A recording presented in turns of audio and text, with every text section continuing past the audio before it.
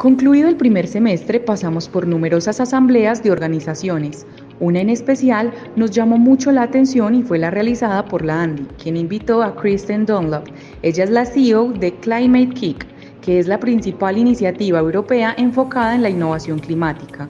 En el presente capítulo de los podcasts de Sectorial compartiremos su visión.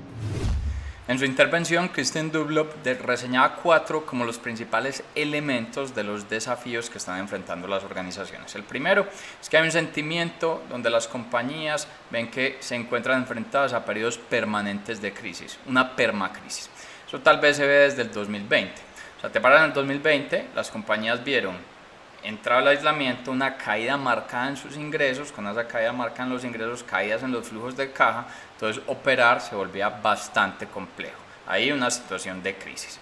Luego te paras en el 2021 y empiezas a recobrar paulatinamente la demanda, o sea, el punto de equilibrio se empieza a acercar, pero es muy lento. Entonces también sientes una situación de crisis.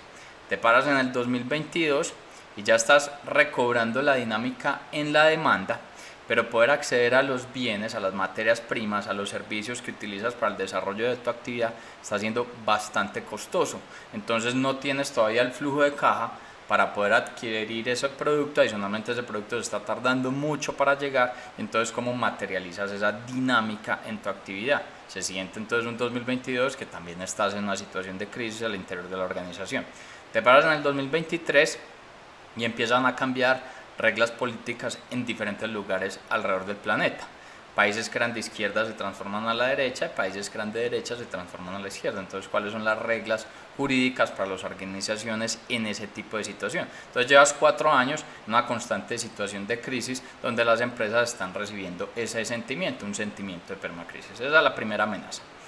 La segunda amenaza tiene que ver con todos los choques de las cadenas. O sea, las empresas están trabajando en unas cadenas que están bastante rotas. Entonces, en unas cadenas bastante rotas, ¿cómo logras seguir operando? Y el principal ejemplo fue los problemas que se presentaron en materia de logística.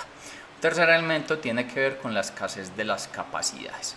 ¿Cómo logras atraer las diferentes capacidades que está requiriendo tu organización? Son unas capacidades, unas habilidades, un talento que cada vez está más escaso y si lo consigues, pues su remuneración está siendo bastante alta, por lo cual atraerlo para empresas que son pequeñas y medianas se vuelve más complejo. Y un cuarto elemento es que en medio de toda esta situación, el líder de la organización está teniendo una presión de poder tener resultados en el corto plazo, entonces está concentrando principalmente en la táctica de corto plazo y está descuidando la estrategia de largo plazo, que es la estrategia que genera transformación. Ante esta situación, entonces, Dunlop, ¿qué recomienda? Que la mejor manera de actuar es innovando. Pero entonces, ¿cómo innovas? O sea, decirlo puede ser fácil, pero entonces, ¿cómo vas a hacer una innovación? Recomienda 2 elementos. Primero, entender cuál es el mapa de actuación donde está la empresa en la actualidad. Este mapa de actuación ha cambiado bastante fuerte. Si uno mira tal vez 4 principales elementos de actuación de las organizaciones que tiene que ver con los proveedores, la demanda, la regulación y el almacenamiento, hay nuevos insights en cada uno de ellos. Piensa en la regulación. Hay ahora regulación para blockchain, para digitalidad, para secuencia del ADN, para datos abiertos, open data, open finance, para incluso el acceso al capital. Entonces ahí tienes unas nuevas reglas de juego. Piensa en tu proveedor o en los servicios y en los bienes que adquieres. Entonces, fuentes alternativas de energía, necesitas pensar en nuevos materiales, cómo hacer el manejo del desperdicio, del agua, una industria verde, cuáles son las alternativas de transporte. Piensa que eso ya lo tienes listo. Entonces, en el almacenamiento, ¿qué ocurre? Hay desarrollos en temas de nanotecnología. En esos procesos de almacenamiento, en las plantas tanto de tu proveedor como en la tuya, se están gestando enfermedades. O sea, el caso más reciente, Wuhan, las plantas, los mercados mojados en Wuhan. En las plantas de producción se gestan enfermedades. Entonces, ¿cómo haces para trabajar en este nuevo mapa de actuación? Estás trabajando en impresión 4D desde el almacenamiento, tus proveedores en ese almacenamiento, tú mismo estás teniendo materiales más resilientes, geoingeniería, biodiversidad. Luego piensa en la demanda. Esa demanda está involucrada en una industria 4.0, te requiere modelos en inteligencia artificial, o se te va más hacia micromercados, se te va en una agricultura local, cuáles son los nuevos comportamientos sociales, hay desarrollos asociados a la bioeconomía. De nuevo es un mapa empresarial bastante diferente. Entonces cuando estás en un mapa de actuación empresarial diferente, ¿cómo vas a hacer para innovar? Pues ese mismo te empieza a generar los insights del desarrollo de la innovación. Dunlop lo que recomienda son varios elementos y aquí viene el segundo frente. Entonces, entendido el mapa de actuación empresarial, entonces tienes que ver cuáles son los riesgos que se desprenden del mismo y poder ver la innovación como la mejor manera para atacar esos riesgos. Básicamente lo que se está encontrando es que hay que redefinir las estrategias tradicionales ya no están funcionando. Hay que redefinir la estrategia, pero dejar de pensar en probabilidades, es decir, puedo hacer esto, creo que voy a hacer esto. No, hay que pasar de probabilidades a verosimilidades. Verosimilidades son cosas realmente ciertas, que estén al alcance, que se puedan materializar para poder con ellas redefinir la estrategia. Y en ese proceso, entonces hay que asignar las capacidades. Entonces, en resumen, hay que redefinir la estrategia, hay que analizar los riesgos, unirlos con la innovación y hay que asignar las capacidades. Y todo ese marco tiene que ser en cosas que se puedan materializar, la verosimilidad. Esto, en otras palabras, es poder pasar del incrementalismo a la transformación. Básicamente, ¿qué define el incrementalismo? Es que hay que desarrollar modelos financieros que se apliquen a proyectos. Se trabajan proyectos individuales para poder lograr cambios incrementales y trabajas de una manera fragmentada, cada actividad de forma independiente. La innovación lo que dice es, venga, transformemos todos estos elementos.